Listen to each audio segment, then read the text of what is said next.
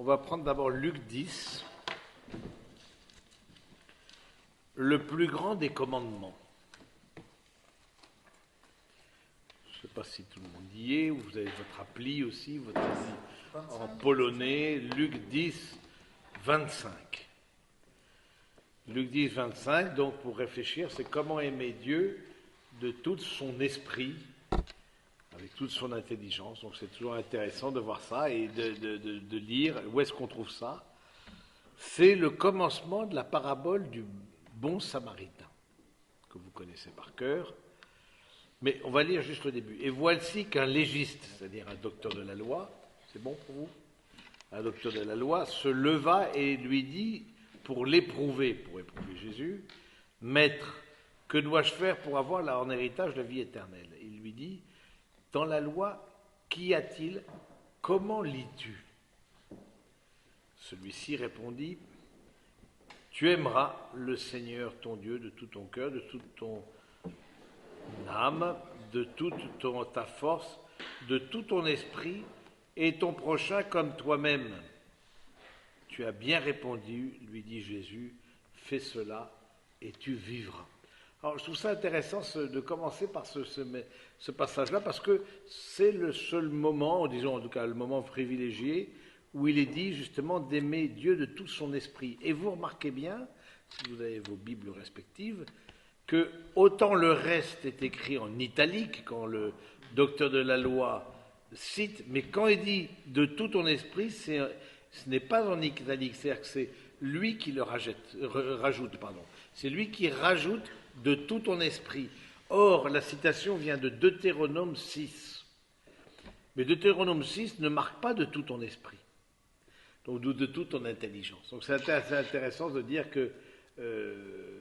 alors, il nous est demandé d'aimer Dieu au fond de tout ce qui constitue notre être, hein, alors, de tout notre cœur, c'est-à-dire le centre des décisions, le lieu des décisions en nous, hein, de toute notre âme, ce qui est principe de vie en nous, de toute notre vie, ce qui doit être ordonné à Dieu, et de toute notre force, qui renvoie à l'action, hein, qui est appelée à viser toujours Dieu comme finalité.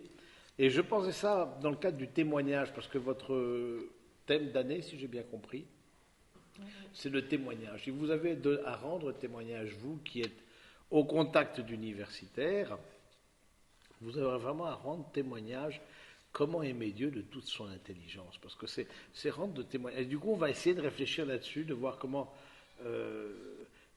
est-ce que ça se fait que dans Luc 10, on voit un rajout dans le commandement par rapport à la loi, hein, aimer Dieu de toute notre intelligence.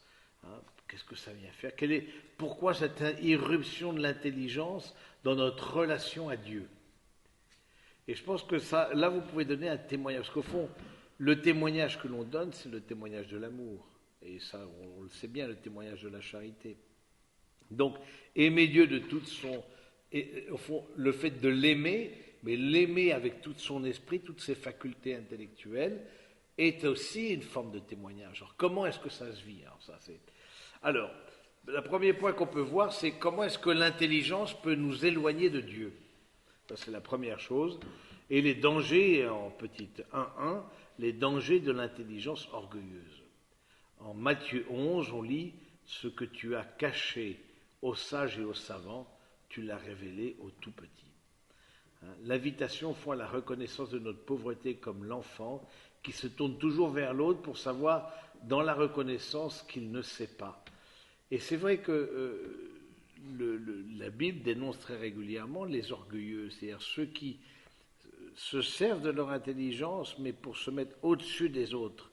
Et au contraire, Jésus lui renvoie à l'enfant, hein, celui qui se comporte comme cet enfant, voilà, appelant un enfant au milieu d'eux, etc. Et puis il le montre, il le désigne comme un modèle. Et je trouve qu'au niveau de notre intelligence, c'est intéressant que l'intelligence, il y a un combat dans l'intelligence, un combat spirituel dans l'intelligence, et ce combat, c'est le combat pour l'humilité. Et ça, je pense que chacun de nous, on a à le livrer. Hein. Le danger du sage, c'est de s'asseoir sur son tas de connaissances. Hein. hein, comme le riche sur ses récoltes, de ne compter plus que sur lui. Vous connaissez ce passage du riche qui amasse, etc. Et il disait, voilà, j'ai détruit, j'ai amassé mes biens, il voulait même construire des greniers encore plus grands, etc. Vous connaissez ce passage-là. Et voilà. Et il dit à un moment donné, repose-toi mon âme. Repose-toi mon âme. Et c'est-à-dire, au fond, il se repose dans cette accumulation de richesses, mais parfois on peut se reposer dans les accumulations de connaissances. Et ça, je pense que c'est aussi intéressant de le noter, de dire que l'orgueil peut consister à une forme de paresse. Et bon, vous connaissez le lien entre les différents péchés capitaux, hein, évidemment les deux, orgueil et paresse en sont, mais l'orgueil est le capitaine des capitaux, si on peut dire, hein, c'est à la tête de tout. Hein, et justement, d'avoir cette attitude d'enfant à laquelle le Seigneur nous appelle, je trouve ça intéressant. Le danger de l'intelligence, c'est l'orgueil. Alors, moi, je vois en 1 Corinthiens 1, 1 Corinthiens 1, si vous avez un peu vos Bibles, vous pouvez regarder ça. 1 Corinthiens 1, 26, 31. Hop, hop, hop. Aussi bien, frères, considérez votre appel. Il n'y a pas beaucoup de sages selon la chair, pas beaucoup de puissants, pas beaucoup de gens bien nés. Mais ce qu'il y a de fou dans le monde, voilà ce que Dieu a choisi pour confondre les sages. Ce qu'il y a de faible dans le monde, voilà ce que Dieu a choisi pour confondre les forts. Ce qui est dans le monde sans naissance, voilà ce que l'on méprise, voilà ce que Dieu a choisi. Ce qui n'est pas, pour réduire à rien ce qui est, afin qu'aucune chair n'aille se glorifier devant Dieu. Alors, je trouve ça beau, ce passage-là de saint Paul, qui nous invite au fond à cette grande humilité et de voir aussi que le Seigneur nous a choisis aussi, nous qui sommes ici, vous qui êtes au contact de ce monde intellectuel, dans votre travail intellectuel, dans votre travail universitaire, nous a choisis pour rentrer dans une autre logique. Ce n'est pas la logique du monde. Et ça, je pense que c'est important. Et vous pouvez donner un témoignage comme ça, hein, à la fois d'être très compétent dans vos secteurs, d'être vraiment bon. Et ça, je le dis à tous ceux auxquels je parle, qui sont même dans le monde de l'entreprise, etc. Soyez les meilleurs dans votre domaine. Et en même temps que d'être les meilleurs, en même temps d'avoir cette humilité. Au fond, je ne sais rien. Je sais que je ne sais pas. C'est toute la philosophie grecque, hein, par-delà. Il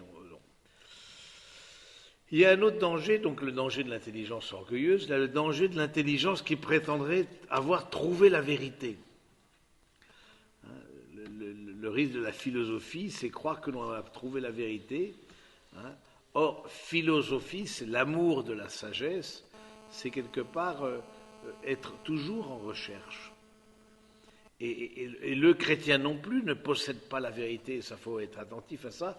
Il y a des personnes qui pensent qu'ils possèdent la vérité, qu'ils ont mis à là, ça ils l'ont. Hein, le désir quelque part d'une certitude, et que cette certitude, c'est moi qui la construis. C'est le péché de Descartes, certainement. Hein, Descartes, vous le savez, dans son discours de la méthode, voulait trouver une méthode qui soit sûre. Il voulait trouver une méthode qui, d'une manière, conduise de façon inéluctablement à la vérité. Parce qu'il s'était aperçu que ce qu'il avait reçu comme enseignement le trompait. En tout cas, il n'était pas d'accord avec cet enseignement-là, qui était la scolastique. Voilà. Et donc, ils disent non, on nous dit que l'intelligence passe par les sens. Or, disait Descartes, les sens nous trompent. Et vous vous rappelez de vos études de philosophie qui sont plus ou moins récentes, vous vous rappelez l'exemple du bâton, le bâton qui est trempé dans l'eau et qui semble cassé, alors qu'au fond, quand vous le levez et sortez hors de l'eau, il n'est pas du tout cassé. Donc du coup, ils disent, vous voyez bien que les sens nous trompent. Simplement, ce qu'il ne dit pas, c'est que les sens ne nous trompent pas quant à leur objet propre.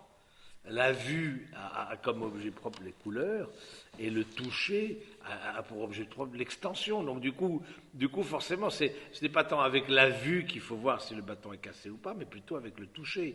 Bon voilà, bon, c'est assez intéressant de voir qu'il y a eu ce désir de trouver quelque chose, voilà, dans lequel on puisse quelque part enfermer la vérité. Voilà, la vérité c'est ça. Même le chrétien ne possède pas la vérité. Et je pense que c'est très important aussi que nous-mêmes, comme chrétiens, nous ne soyons pas des personnes qui donnions des leçons. Non, nous la montrons, la vérité, nous la contemplons. La vérité n'est pas quelque chose, mais quelqu'un. Je suis, moi, la vérité.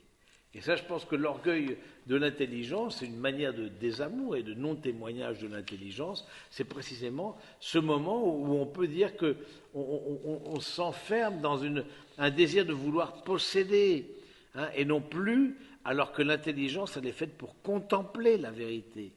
Nous, on dit la vérité, on la montre, mais on ne la possède pas. Celui qui dit, vous savez, je l'ai, il l'a déjà perdu.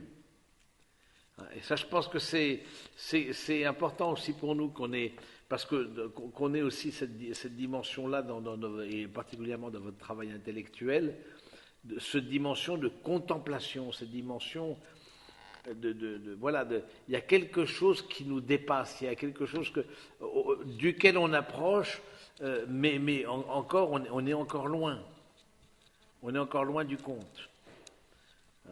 Alors, je pense que c'est vrai de la philosophie, mais c'est vrai aussi pourquoi pas de la géographie aussi. Même si je connais mal cette science, mais bon, il y a des choses qui, j'imagine, doivent aussi vous échapper, etc. Le danger, autre danger, le danger de l'intelligence qui peut enfermer sur soi en réduisant l'être à ce qu'elle peut comprendre de l'être, à ce qu'elle peut comprendre de l'objet. C'est-à-dire que ça veut dire quoi? Je comprends quelque chose de cet objet qu'est la table, que cet objet qu'est le verre, etc. Mais je dis ce que je comprends, voilà ce qui est. C'est-à-dire, au lieu de me mettre dans une attitude d'humilité qui accueille le réel, qui vient féconder mon intelligence, je me mets dans cette attitude d'orgueil, c'est moi-même qui suis à la source, et je dis, c'est ceci parce que je l'ai pensé. Et ça, c'est beaucoup dans la philosophie moderne, parce que les grands enjeux, ils sont dans la philosophie, évidemment, et singulièrement dans la métaphysique. Est-ce que l'être des choses est connaissable? Est-ce qu'on peut connaître? Ou est-ce que l'être... Et donc, est-ce que c'est l'objet qui vient... L'objet, quand je dis l'objet, une personne peut être un objet dans ce sens-là. L'objet de connaissance peut venir féconder mon intelligence, ou est-ce que ce que j'ai dans l'intelligence va pouvoir définir ce qui est en face de moi, c'est-à-dire l'objet, le verre, la personne, le fœtus.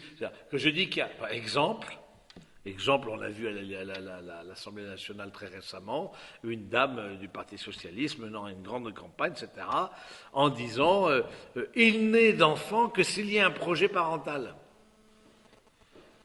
Nous disons non.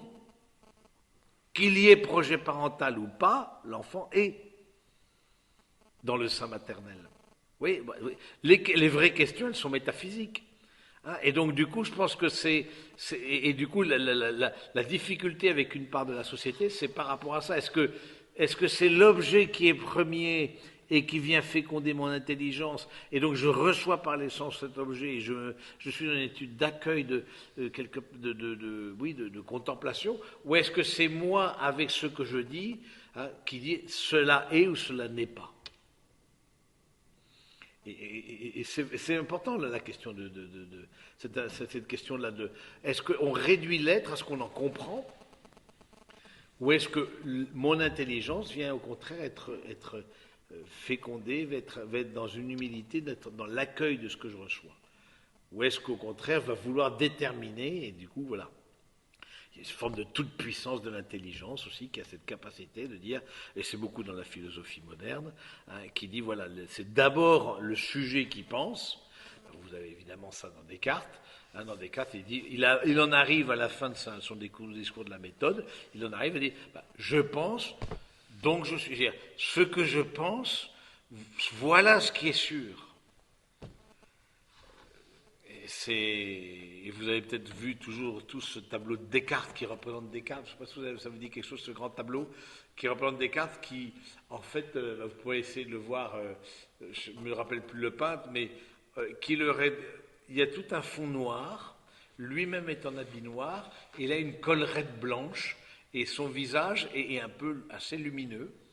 Et c'est intéressant ce tableau-là, parce que ce tableau, les intellectuels d'alors se faisaient représenter comme avec un livre ou une bibliothèque derrière eux, et puis même on voit des statues ou des représentations de la Vierge Marie portant un livre. Elle reçoit la parole de Dieu, elle la contemple, elle la médite dans son cœur. Et chez Descartes, c'est pas ça, il n'y a pas de livre, il n'y a rien. C'est lui, c'est tabula rasa. C'est lui qui a la source des choses. C'est-à-dire, je suis à la source de la connaissance. Ce que mes maîtres m'ont enseigné auparavant n'est pas sûr, la preuve, c'est pas sûr. C'est des choses tout à fait aléatoires. Non. Ce que moi je pense, voilà ce qui est sûr. Et on aboutit évidemment aujourd'hui à ce qu'on appelle le relativisme. Le relativisme, c'est à chacun sa vérité, forcément. Le relativisme, c'est-à-dire que... Et du coup, la difficulté de dialoguer, parce que si on n'est pas d'accord sur la définition d'un objet, comment pouvez-vous dialoguer si on n'est pas d'accord? C'est le face-à-face d'orgueil et d'ego et qui veulent avoir raison. Et non pas... voilà, tu parles du bien commun, Johan, mais voilà, mais le bien commun, ça demande une définition. Et donc... alors c'est vrai que l'Église, on verra un petit peu après le lien entre foi et raison, mais on voit bien qu'il y a un combat dans l'intelligence. Et vous qui êtes dans des métiers intellectuels, vous avez un combat spirituel particulier à livrer. Vraiment, j'en suis conscient. De même que les artistes aussi. C'est aussi des intellectuels à leur manière, mais ce combat-là, c'est ne pas se repaître de ce que l'on connaît, ne pas se repaître de soi-même. C'est Jean-Paul II qui disait de façon très belle dans Mémoire et identité, je ne sais pas si vous avez lu ce livre-là, Mémoire et identité, il dit « L'intelligence qui se prend elle-même comme objet, eh bien, elle est plus féconde, elle tourne sur elle-même, quoi. Elle se prend elle-même comme objet, vous voyez, elle se repaît d'elle-même. Au lieu d'accueillir quelque chose extérieur qui vient l'enrichir, et au lieu d'être dans la contemplation. Et bon, évidemment, la contemplation de Dieu, évidemment, ça vient évidemment après, mais c'est très lié. Tout ça, c'est très lié. La manière de connaître, la philosophie de la connaissance, la manière de connaître, dira aussi quelque chose de ma manière de croire. Parce que croire, c'est une certaine connaissance. C'est une certaine connaissance que me donne la foi. Donc, je trouve ça intéressant que vous ayez en tête que votre témoignage comme intellectuel, vraiment, que ce soit un témoignage d'humilité et vraiment à la fois de grandes compétences. Soyez les meilleurs dans vos domaines respectifs. Et à la fois de grande humilité. C'est comme ça que vous pourrez être audible. Parce qu'on se pose la question, mais comment être audible dans notre machin, dans la faculté, etc. Alliez les deux. Et grande compétence et grande humilité. C'est les maîtres. Les maîtres, c'est ceux-là. Les vrais maîtres, c'est ceux qui allient les deux choses. Et du coup, parce qu'un professeur peut faire beaucoup de bien aussi. Ça, je pense que prenez conscience du bien que vous pouvez faire. Si vous êtes là, peut-être qu'il y a eu un professeur à l'origine. Quand vous étiez en terminale, quand vous étiez en tout début de votre carrière, en licence, il y a peut-être eu quelqu'un, il y a toujours des personnes. Pourquoi est-ce qu'on choisit la géographie? Pourquoi vous choisissez ça, l'urbanisme? Il y a des personnes qui vous ont donné le goût. Et donc, du coup, je pense que ces personnes-là, vous avez reconnu, vous avez peut-être un maître ou des personnes qui vous ont guidé à un moment donné de votre vie intellectuelle, qui vous ont amené à une certaine émerveillement. Au commencement de la philosophie, il y a l'émerveillement. Qu'est-ce que c'est? Je suis dans l'attente, je suis émerveillé. C'est quoi ça? Et du coup, mon intelligence se décentre d'elle-même pour regarder l'objet et l'accueillir. et non pas d'être dans une forme d'ego et je parle de moi, c'est beaucoup Kant par exemple, c'est beaucoup la philosophie allemande, etc. Mais vous voyez au niveau de la vie spirituelle la différence. Ça induit des différences considérables. Qu'on parle de l'objet contemplé, connu, ou du sujet qui connaît, qu'on donne la priorité à l'un ou à l'autre, c'est pas du tout pareil en termes de vie spirituelle. Et c'est vrai que les anciens, quand je dis les anciens, c'est la philosophie grecque, sont beaucoup plus du côté de la vie contemplative. L'intelligence est amenée à se contempler. Et à tel point que nous pensons que cette intelligence, qui nous fait être à l'image et à la ressemblance de Dieu, nous sommes à l'image et à la ressemblance de Dieu par notre intelligence et par notre volonté, par notre capacité de connaître et par notre capacité d'aimer, parce que la volonté c'est la capacité d'aimer, eh bien cette intelligence-là, elle sera rassasiée de la contemplation de Dieu dans l'au-delà. Mais on la forme, c'est important d'emmener au plus loin que peut chacun dans sa capacité de connaître, parce que de là dépend aussi de sa capacité d'accueillir Dieu. Et ça, je pense que c'est très beau. Et en même temps, de découvrir comment, à travers ça, il y a un vrai chemin de vie spirituelle et un vrai chemin de sainteté aussi, ça c'est sûr. Donc, attention de ne pas se prendre soi-même, de s'enfermer sur soi en réduisant l'être des choses à ce que je peux en comprendre. Mais il y a une forme de conversion de l'intelligence. Il y a une forme de... Et c'est vrai que les grandes conversions, c'est beaucoup. Souvent, il y a des conversions de cœur, du cœur, parce que le cœur était dans des pratiques, voilà, de personnes qui bon, c'est pas trop soit votre cas, qui ont commis des péchés très graves, de meurtre, voilà, et qui leur cœur a été touché, ils ont demandé pardon, la miséricorde, etc. Mais beaucoup de ceux à qui vous avez affaire, la conversion qui est en jeu, c'est la conversion de l'intelligence. Qu'elle devienne cette béatitude, c'est-à-dire le fait que l'intelligence soit rassasiée un jour, cette béatitude, elle passe par les pauvres. C'est la première des béatitudes, heureux les pauvres, le royaume des cieux est à eux, et vous le savez, c'est la première béatitude qui est au présent alors que les autres sont au futur.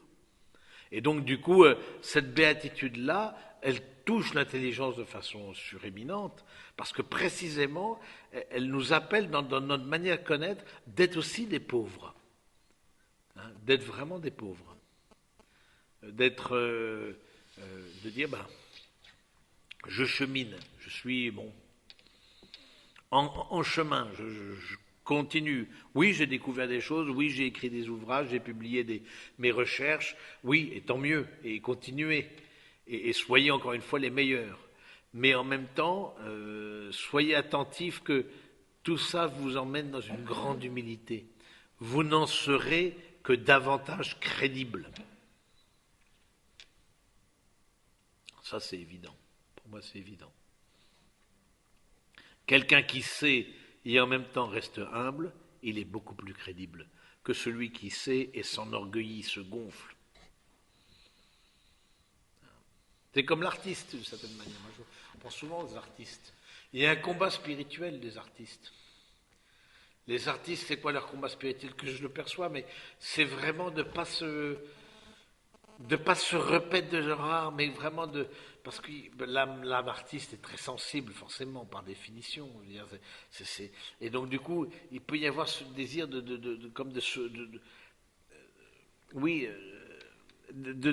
ce mouvement de faire boucle sur soi, c'est-à-dire que voilà, ce que je produis au plan artistique, eh bien, me réjouit, mais en même temps, je me repais de ça, etc.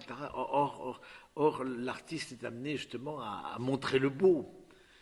Si l'intellectuel est amené à montrer le vrai, l'artiste est à montrer le beau. Et le beau, forcément, c'est un dépouillement. C'est un décentrement de soi-même. Vous êtes appelé par votre vie intellectuelle à vous décentrer de vous-même. C'est la vie chrétienne, c'est toute la vie chrétienne. C'est évident. C'est toute la vie chrétienne qui est comme ça, à se décentrer de soi-même. C'est pour ça qu'on a besoin de la grâce de Dieu. J'aime bien cette phrase du curé d'Ars, qui disait « L'homme est un pauvre qui a besoin de tout demander à Dieu.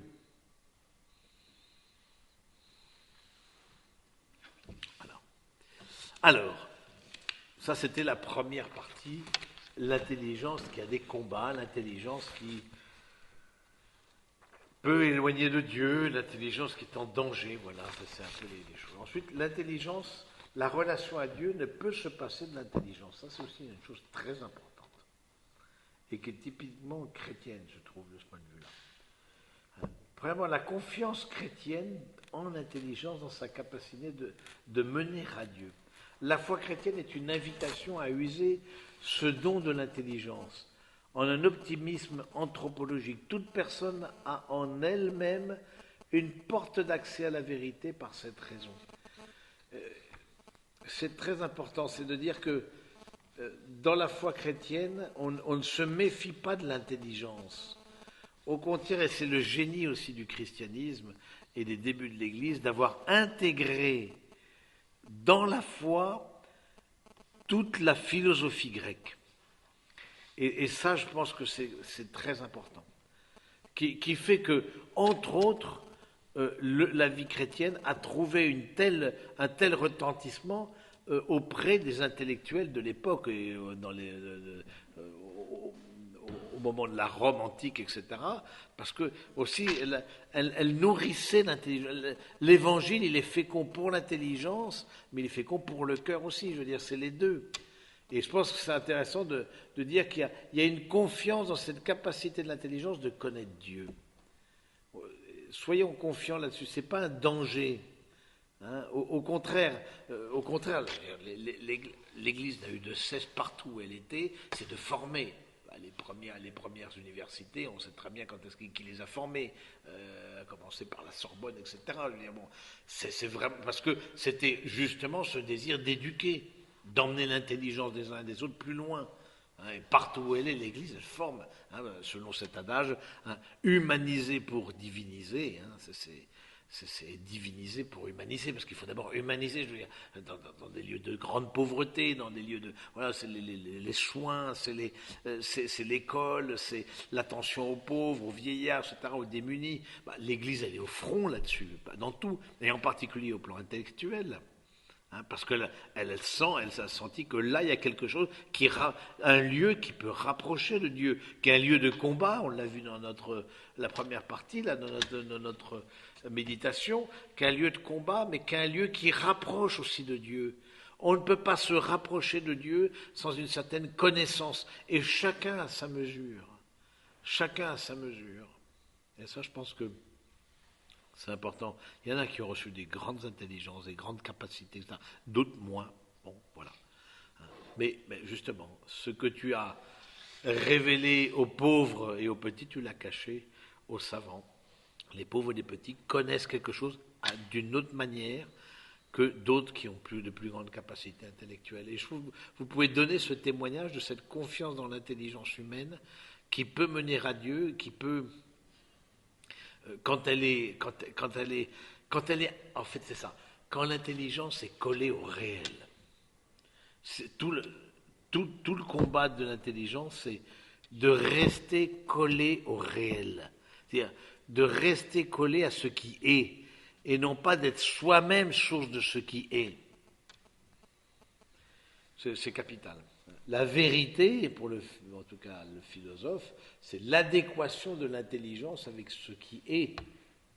Je mets le mot là dans mon...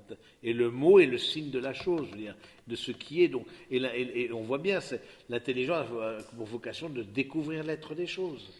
Et en même temps de se laisser dépasser par ça. Bon, bref. Donc toujours été très important, la vie chrétienne a eu rapidement ce sentiment que l'intelligence était un atout pour l'évangélisation. Vraiment un atout. C'était pas un obstacle. C'était pas un obstacle pour l'évangélisation, mais peut clairement mener à Dieu. Hein, la foi chrétienne est une invitation à user de ce don de l'intelligence en un optimisme. C'est un optimisme. Et non seulement l'user de l'intelligence, mais l'intelligence est nécessaire à la foi. Vous vous rappelez le texte de Jean-Paul II, hein, Fides et ratio. Hein, notre foi, la foi élève l'intelligence à une réalité qui n'est pas accessible au sens. C'est ça la foi. Elle élève l'intelligence, elle est accessible à quelque chose qui n'est pas... Mais la foi est dans l'intelligence. La difficulté, c'est si on met la foi ailleurs. On peut mettre la foi, par exemple, dans la sensibilité, dans le ressenti. On voit des gens qui disent « Ah, ça me fait des choses, etc. » Mais non, c'est pas la foi. Je veux dire, c'est très bien, ça te fait des choses. Mais la vraie foi, c'est... Elle éclaire l'intelligence, elle a besoin de l'intelligence pour s'exprimer, etc. Il y en a d'autres qui mettent la foi dans la volonté. C'est pas non plus sa place. Du coup, c'est un peu la difficulté aussi qu'on a en ce moment avec l'islam, c'est que c'est un volontarisme. C'est pourquoi si je prends ce verre, je le laisse tomber, c'est que c'est Dieu le veut. Si ça tombe, c'est Dieu le veut. Nous on dit non. C'est pas que Dieu le veut, c'est que Dieu a créé les mondes et il laisse les mondes eux-mêmes capables d'avoir leur propre loi, et la loi de la gravité fait partie de ces lois. Mais c'est pas parce que Dieu le veut que quand je laisse tomber le verre, il va tomber par terre. Voilà. Vous voyez, ce volontarisme. Et vraiment, cette grâce d'avoir ce lien entre foi et raison qui fait défaut à d'autres religions, vraiment, et qui est source de grande difficulté. Hein.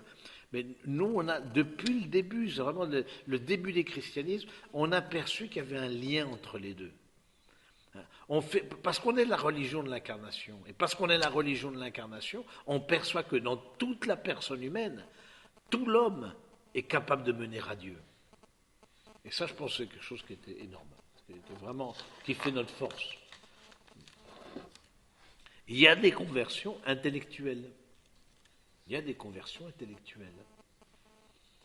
Un maritain, par exemple, je ne sais pas si ça vous dit quelque chose, maritain. Bon, un maritain a été converti intellectuellement. Il a vu que le monde chrétien, c'était son monde, quelque part. Il se reconnaissait dans ce que disaient les chrétiens, il reconnaissait un bien pour son intelligence. Et donc je pense que vous pouvez donner un vrai témoignage justement d'une foi qui ne tombe pas dans le fanatisme, parce qu'elle est liée à l'intelligence, elle est liée à un discours, elle est à une compréhension des choses, elle fait appel à la philosophie, à d'autres choses, voilà, pour essayer de se construire, voilà, du coup, on n'a pas peur du tout d'être cherché, on n'a pas peur du tout de transmettre, parce que tout ce qu'on transmet, etc., d'une manière ou d'une autre, peut aider aussi la personne qui est de bonne volonté, son intelligence à se rapprocher du Seigneur. On n'a rien à cacher de ce qu'on connaît, des choses de la nature, par exemple, tous les physiciens, les chimos, et qui étudient les lois de la nature. Plus on étudie les lois de la nature, plus quelque part on se rapproche de Dieu aussi. Donc je crois que c'est un témoignage à donner de ce côté-là. Mais c'est vrai qu'il y a une conversion de l'intelligence. Le problème n'est pas l'intelligence ou la philosophie, c'est qu'est-ce que de faire de l'un des deux un Dieu. C'est ça, c'est pas tant l'intelligence qui est un problème, c'est d'en faire un absolu. Ce que je connais est un absolu. Ce que je connais est un absolu. Je pense... voilà, prenons Freud, par exemple, qui n'est pas un philosophe. Il a vu dans l'instinct sexuel, mais pour lui, ça explique tous les actes. C'est ça la difficulté. L'idéologue, il a perçu quelque chose, c'était vrai aussi dans le communisme, il a perçu quelque chose de vrai, mais ce qu'il a perçu de vrai, il l'a absolutisé à tout. Ça devient une idéologie. Et quand ça prend la partie politique, ça devient une dictature. C'est que ce qu'on a découvert de vrai, au lieu de dire c'est une parcelle du vrai auquel j'ai accès, non, on l'absolutise, on dit c'est tout. On prend la partie pour le tout. Et ça, c'est la grande misère de toutes les idéologies et de toutes les dictatures et de tous les fanatismes. Il y a une partie qu'on absolutise. Donc voilà, je trouve ça intéressant de voir qu'il y a une forme de conversion de l'intelligence, etc., et de faire que l'une et l'autre, de faire de l'une et voilà. Et le Christ nous invite à une nouvelle sagesse, qui sache reconnaître sa pauvreté et qui sache suivre le Christ. Voilà. C'est une nouvelle sagesse, comme on voit dans la lettre aux Corinthiens, voilà, ce que Dieu a choisi. Voilà, c'est pas. On rentre dans une autre logique, on rentre dans Notre intelligence, ça a passé par la béatitude des pauvres aussi, par la béatitude de l'humilité, à l'exemple de la Vierge Marie. Je trouve que la Vierge Marie, vraiment, ça, et cette personne humaine qui a accueilli le mystère de Dieu dans son intelligence, parce que c'est dans la foi, jusqu'à ce que Jean-Paul II dise, elle a conçu par la foi la Vierge Marie, hein, et donc du coup son intelligence, et encore une fois, c'est pas pareil que l'érudition, l'intelligence, c'est pas pareil, hein, c'est autre chose. Et donc du coup son intelligence a été capable de percevoir le mystère de Dieu et d'y adhérer. Quelque part, la foi nous rend plus intelligents quand elle est bien vécue. Alors cette intelligence, un dernier point, c'est vrai, elle est faite pour aimer Dieu et donc donner témoignage vous-même à votre manière de cet amour de Dieu. Le remède à l'intelligence blessée, c'est la tournée vers Dieu. Qu'est-ce qui blesse notre intelligence? Il y a deux choses. Il y a l'ignorance et l'erreur. L'ignorance et l'erreur blessent l'intelligence. Et donc, quelque part, pour guérir notre intelligence blessée, et on a la tournée vers Dieu qui est la source de tout bien, de toute connaissance, hein, et de mettre cette condition, cette connaissance de Dieu, mais qui va au-delà d'une compréhension qui demande l'amour. C'est là où je trouve que c'est très beau dans la dimension chrétienne. L'amour précède la connaissance. C'est-à-dire que l'amour, on connaît Dieu parce qu'on l'aime. Et plus on l'aime, on le connaît. Et plus on le connaît, plus on l'aime. Et donc, ce qui vient guérir notre intelligence, c'est cet amour qui vient nous donner une manière de connaître. Et connaître, vous savez, dans le langage biblique, ça désigne l'intimité de l'homme et de la femme. Hein. Je ne connais pas d'homme, hein, la Vierge Marie qui dit ça à l'ange, c'est pas qu'elle connaissait pas d'homme, elle connaissait déjà son fiancé, elle connaissait son père, etc. Mais je ne connais pas d'homme au sens de l'union charnelle, de l'union intime. Hein. Et donc du coup, c'est très intéressant de voir au fond qu'est-ce qui nous permet de connaître Dieu de façon intime, si ce n'est de l'aimer. Hein, et de l'aimer de tout son cœur. Hein, et donc, comme dit le Deutéronome 6. Hein, et donc, voilà, je trouve ça très beau, vraiment, cette intelligence qui peut devenir, au fond, une ouverture à l'amour de Dieu. Hein, ramène tout à ce qu'elle prend pour objet. Hein, la finalité de l'activité intellectuelle n'est pas en elle-même, mais dans la rencontre de l'être. Hein, de l'être, de ce qui est, la rencontre de l'être, mais aussi la rencontre de l'être avec un grand E, qui est la personne de Dieu.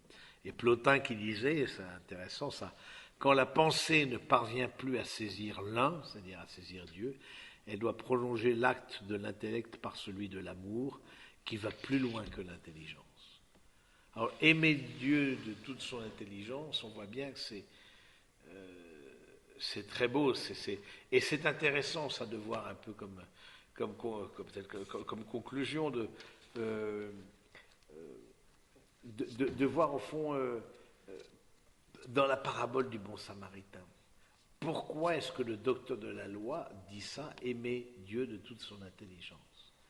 Est-ce qu'au fond, alors que ce n'est pas dans la Torah, il est docteur de la loi, donc c'est-à-dire qu'il connaît la Torah, c'est la loi.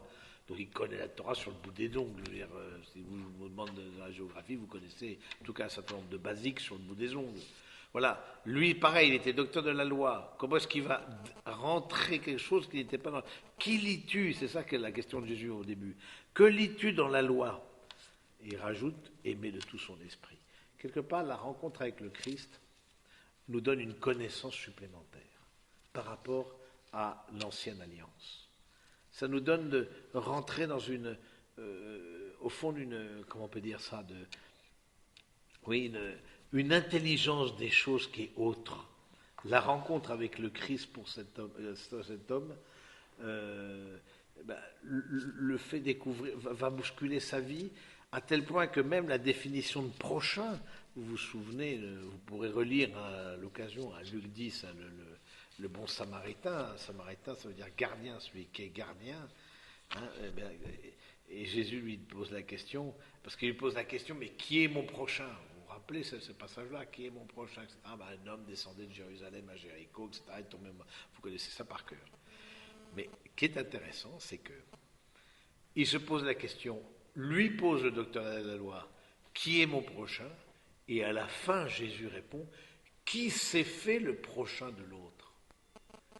Le prêtre, le légiste ou le samaritain?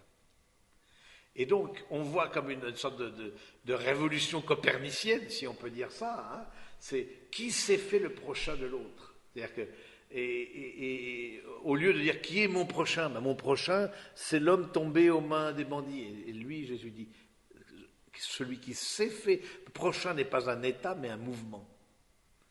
Et donc, celui qui s'est fait prochain de l'autre, eh bien, je trouve que c'est pareil pour notre intelligence. On n'a pas là, on a à être, il y a une forme de renversement avec le Christ. On rencontre les choses, mais le rôle de l'intelligence, c'est quelque part va plus loin que la simple connaissance, etc.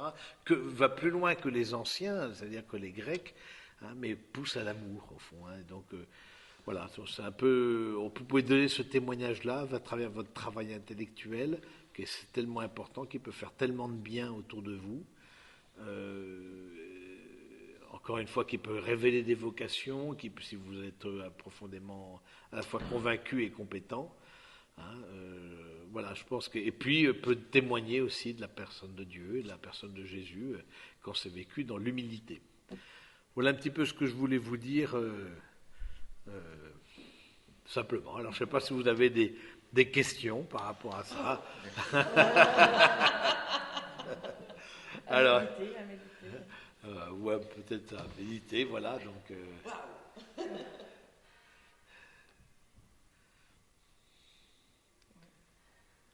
On est scotché.